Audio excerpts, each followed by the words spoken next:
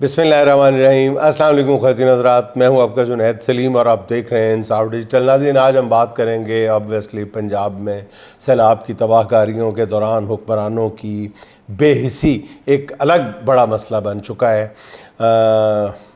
آج اسلام آباد میں طوفانی بارش ہوئی ہے، کچھ لوگ کہہ رہے ہیں کلاؤڈ برسٹ تھا، کچھ لوگ کہہ رہے ہیں کہ بارش تھی، جو بھی تھا بہت تباہ کن تھا، اور ابھی تک جو ہے اسلام آباد میں بارش کے پانی کا راج ہے۔ میڈم وزیر اعلیٰ کی تصویر کے بغیر متاثرین کی مدد ناممکن بنا دی گئی ہے۔ مضحکہ خیز صورتحال ہے۔ سیلاب کے ساتھ کس طرح غذائی بحران سر اٹھا رہا ہے۔ پاک ویو سوسائٹی کے معاملے پر پنجاب حکومت نے کیا علیم خان سے آنکھیں پھیر لی ہیں، ایسا کیوں ہوا، اس پر بات کریں گے۔ وزیر اعظم شہباز شریف صاحب نے 3 سال کا سب سے بڑا انکشاف کیا ہے کہ ان کی حکومت پر کرپشن کا کوئی الزام نہیں ہے، بلکہ انہوں نے شاید وہی اپنا مخصوص لفظ بولا ہے، ایک دھیلے کا الزام نہیں ہے۔ اس میں کتنی حقیقت ہے، اس پر بات کریں گے۔ اور عوام نے پارلیمنٹ ہاؤس کو آگ لگا دی ہے، حکمرانوں کے گھروں میں داخل ہو گئے ہیں، ان پر بھی بات کریں گے۔ مگر پہلے ذکر ہو جائے پنجاب میں آنے والے سیلاب کا جو ایک سانحے کی شکل اختیار کر چکا ہے۔ پانی کی منہ زور لہریں لوگوں کی جو روزمرہ زندگی ہے، خوشیاں اور مستقبل، سب کچھ بہا کر لے گیا۔ صوبائی ڈیزاسٹر مینجمنٹ اتھارٹی کے مطابق سیلاب نے 33 افراد کی جان لے لی ہے اور سیلاب متاثرین کی تعداد 20 لاکھ سے زیادہ ہے۔ اربن فلڈنگ سے متاثر ہونے والے لاکھوں افراد اور گھرانے وہ اس کے علاوہ ہیں۔ غیر جانبدار ذرائع کے مطابق سیلاب متاثرین کی تعداد 40 سے 50 لاکھ کے درمیان ہے۔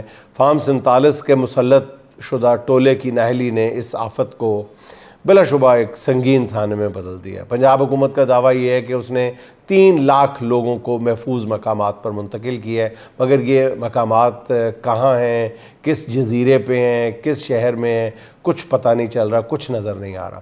فلڈ ریلیف کیمپس کے نام پر چند ایک مقامات پر جو ٹینٹ لگائے گئے ہیں وہ بھی واٹر پروف نہیں ہے، جبکہ وقفے سے بارش ہو رہی ہے اور باہر اور خیمے کے اندر بیٹھنا رہنا ایک برابر ہے۔ سیلاب زدہ علاقوں میں متاثرین بلک بلک رو رہے ہیں، مگر ان کی بات سننے والا کوئی نہیں ہے۔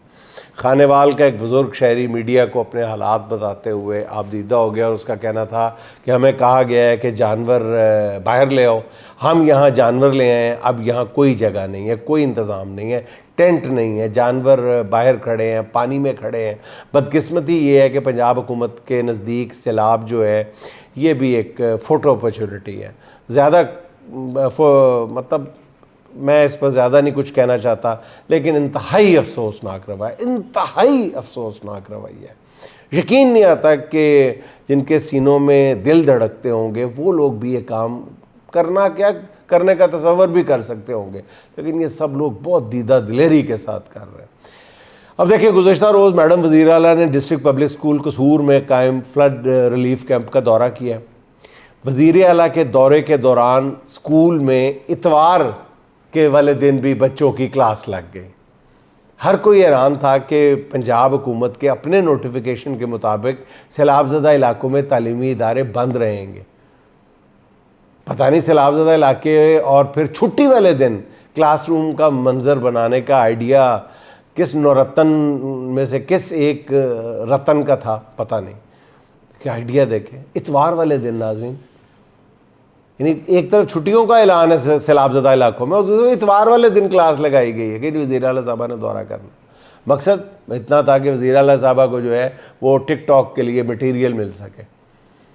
قدرتی آفات پہلے بھی آتی ہیں، مگر یہ پہلا موقع ہے کہ کبھی چشم فلک نے نہیں دیکھا، کبھی ہم نے نہیں دیکھا، میڈیا نے نہیں دیکھا کہ فلاحی تنظیمیں اور عام لوگوں کو مجبور کیا جا رہا ہے، ہر تنظیم کو مجبور کیا جا رہا ہے کہ وہ مریم نواز کی تصویر لگائے بغیر کوئی امدادی کام نہیں کر سکتے۔ ناظرین، یہ کہ آپ خود لاہور میں یہ تجربہ کر سکتے ہیں۔ آج وہ پالیسی اب میڈیا، سوشل میڈیا کے پریشر کی وجہ سے چینج کر دیں تو کر دیں، لیکن ناظرین کل تک یہی صورتحال تھی کہ جو دو دو تین تین لوگ مل کے تھوڑا بہت سامان لے کے جا رہے تھے سیلاب زدہ علاقوں میں، ان کو بھی مجبور کیا جا رہا تھا کہ یہ آپ ہمارے حوالے کریں، ہمارے پاس ڈبے موجود ہیں جن پہ مریم کی تصویر موجود ہے، تو ہم وزیر اعلیٰ کی تصویر کے لگائے بغیر یہ امدادی سامان تقسیم کرنے کی اجازت نہیں دے سکتے۔ پتہ نہیں یہ بات کہاں سے کتنا حوصلہ جمع کر کے کہہ دیتے ہیں سرکاری اہلکار بھی۔ اب مونا سلائی کہتے ہیں کہ گجرات میں جو لوگ کھانا اور راشن تقسیم کر رہے تھے انہیں ڈی سی گجرات نے روک دیا ہے۔ اب انتظامیہ نے کہا ہے کہ صرف وہی راشن تقسیم ہوگا جس پر مریم نواز کی تصویر ہوگی۔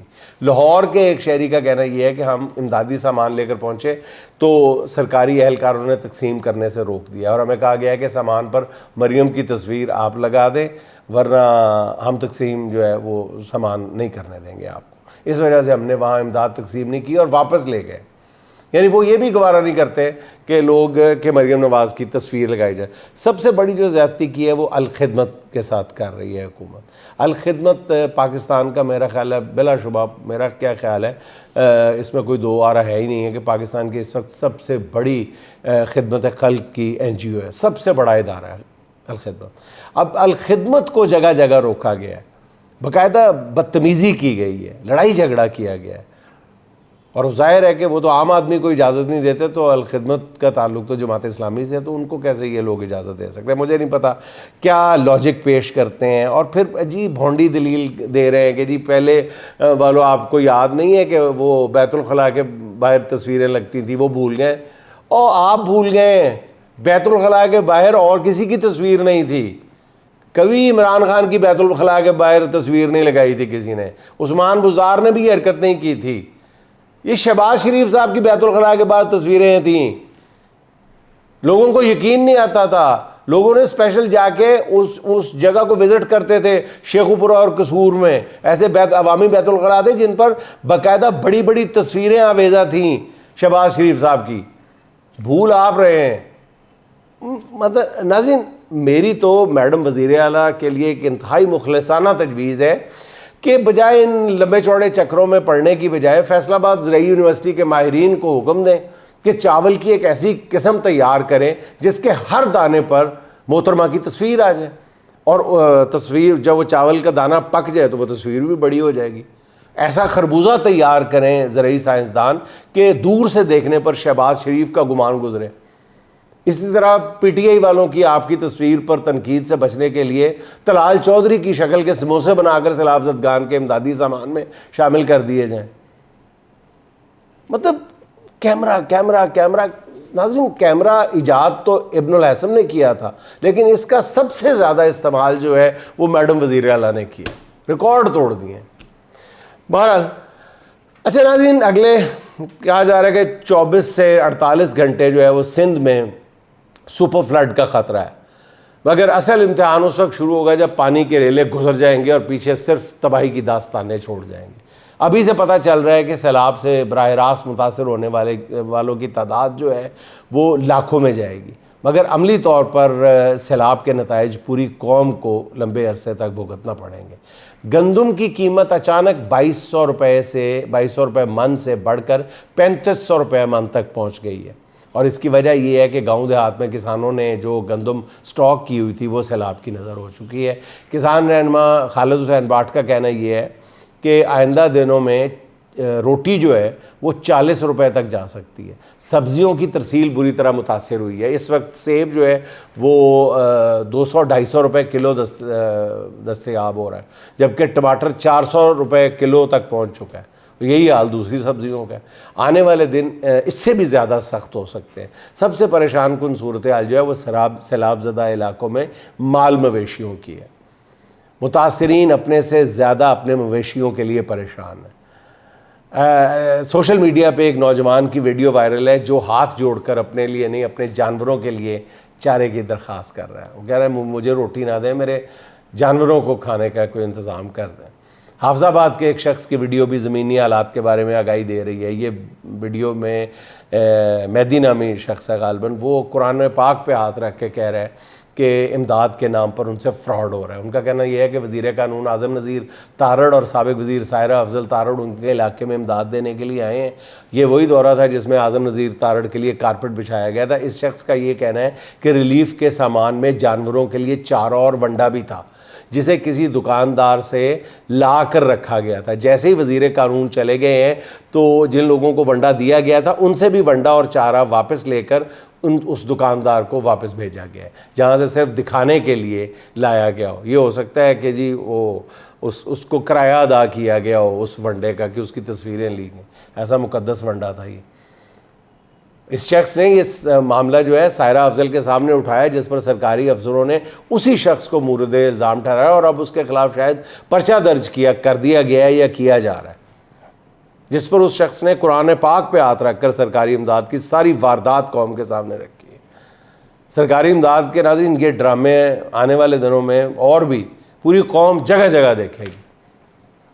اچھا ناظرین، وفاقی وزیر عبدالعلیم خان صاحب کی سوسائٹی پاک ویو، جو آج کل سوشل میڈیا پہ کیا ہر طرف جس کے ڈنکے بج رہے ہیں، بربادی کے حوالے سے، تباہی کے حوالے سے، دھوکے کے حوالے سے، فراڈ کے حوالے سے، وہ سیلاب سے بری طرح متاثر ہے، جس پر اس سوسائٹی کے رہائشی جو ہے وہ علیم خان پر تنقید تو خیر چھوٹا لفظ ہے، اس کو 100 سے ضرب دیں، اکثر لوگ تو خیر بد دعائیں بھی دے رہے ہیں۔ اس پر علیم خان نے ایک ویڈیو پیغام جاری کیا، ایک نہیں غالباً دو ویڈیو پیغام بار بار وہ جاری کر رہے ہیں، جس میں انہوں نے بتایا کہ کس طرح انہوں نے پاک ویو کے لیے زمین حاصل کی تھی، کس طرح روڈا اسے پاک ویو سوسائٹی سے منظوری اس کی ہوئی ہے۔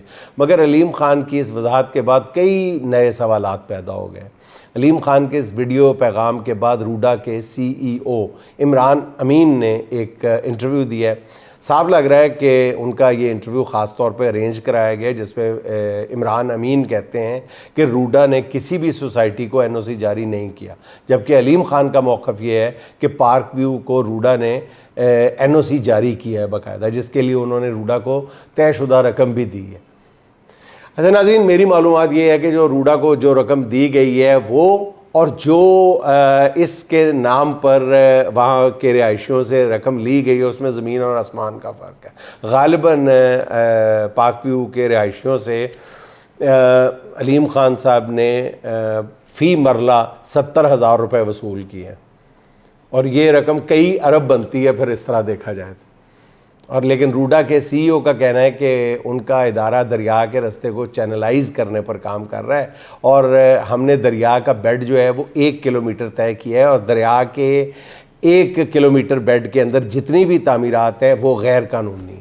صاف طور پر اس حوالے سے دیکھا جائے تو پاک ویو سوسائٹی کے مقام پر دریا کا جو بیڈ ہے وہ 260 میٹر، یعنی دریا کے اصل بیڈ سے یہاں 1/4 جگہ کم ہے۔ اس کے بعد صوبائی وزیر مریم اورنگزیب صاحبہ کا بیان بھی سامنے آ گیا ہے کہ دریا کے بیڈ میں قائم ہاؤسنگ سوسائٹیز کو بالآخر گرانا پڑے گا۔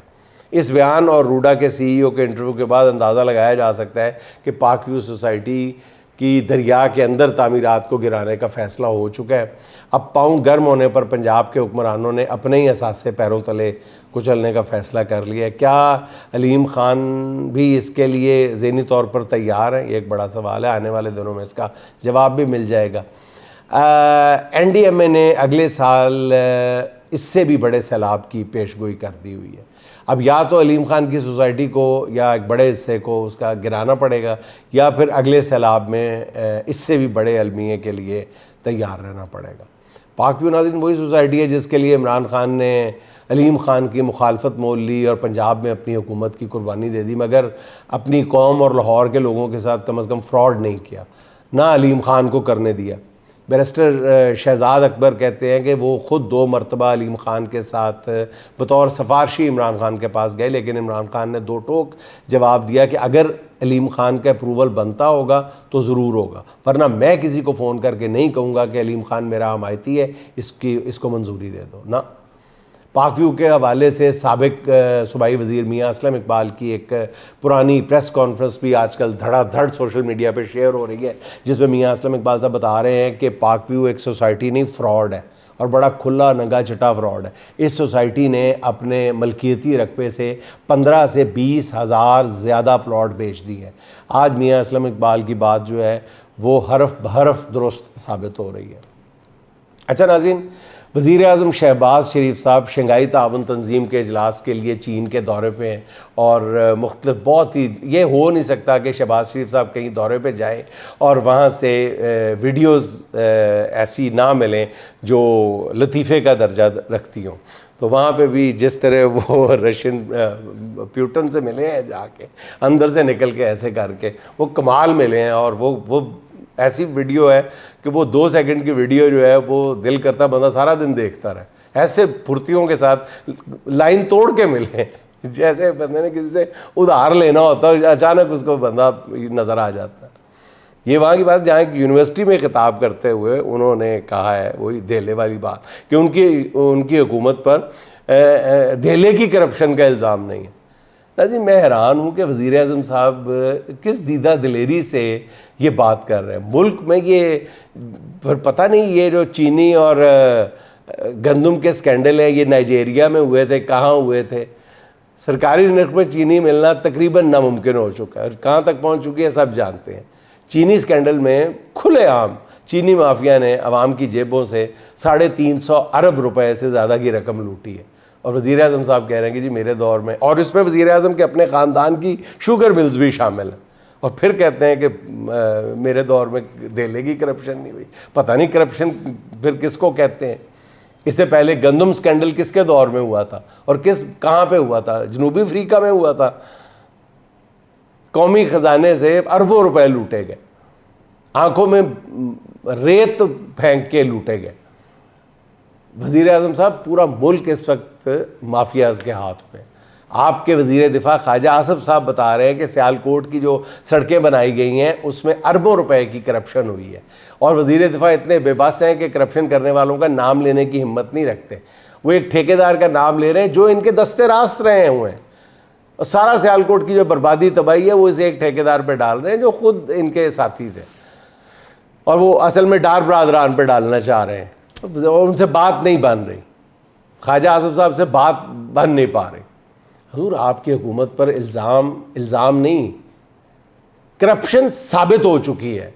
خود آپ اور آپ کے بیٹوں پر جس روز کرپشن کی فرد جرم عائد ہونا تھی، عین اسی روز سائفر کے ذریعے ایک منتخب حکومت ختم کر کے اقتدار آپ کو پلیٹ میں رکھ کے ٹرے میں سجا کر آپ کے حوالے کیا گیا تھا.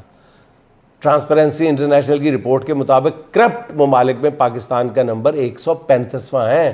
شہباز شریف کی حکومت کے دوران کرپشن کے معاملے میں پاکستان مزید 2 درجے نیچے آیا ہے، اور آپ دھڑلے سے تمطراق کے ساتھ فرما رہے ہیں کہ جی کوئی اسکینڈل سامنے نہیں آیا. ان بین الاقوامی اعداد و شمار کی موجودگی میں وزیر اعظم کے کرپشن نہ ہونے کے دعووں کی حیثیت جو ہے وہ 0 ہے. اچھا ناظرین، توشہ خانہ 2 کیس کی آج پھر سماعت نہیں ہو سکی. ایک بار پھر اس خدشے کے پیش نظر کہ عمران خان سماعت کے موقع پر اپنی بہنوں سے ملیں گے اور اس موقع پر کوئی ایسی بات کریں گے، کچھ ایسے احکامات جاری کریں گے جس سے ملکی سیاست میں تہلکہ برپا ہو سکتا ہے، تو یہ سماعت ہی ملتوی کر دی گئی. کل عمران خان کی اہل خانہ سے ملاقات کا دن ہے. اب دیکھنا یہ ہے کہ کل یہ ملاقات کرائی جاتی ہے یا نہیں. کل علی امین گنڈا پور کا بھی امتحان ہے جنہیں عمران خان نے ملاقات کے لیے بلایا ہے. اب دیکھنا یہ ہے کہ کل علی امین ملاقات کے لیے آتے ہیں یا نہیں آتے.